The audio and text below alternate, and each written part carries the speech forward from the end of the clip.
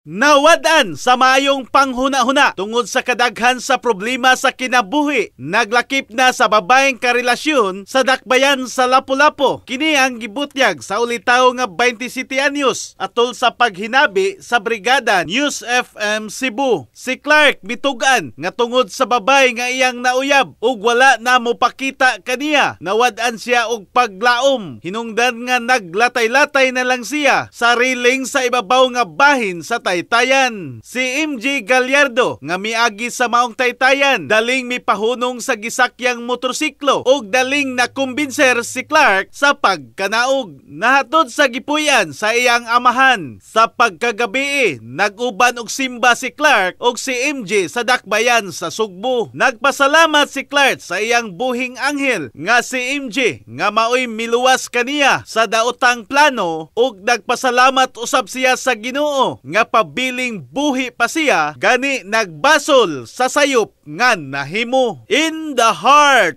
of changing lives, ako si Brigada Alan Tangkawan sa 90.7 Brigada News FM Cebu, the Music and News Authority.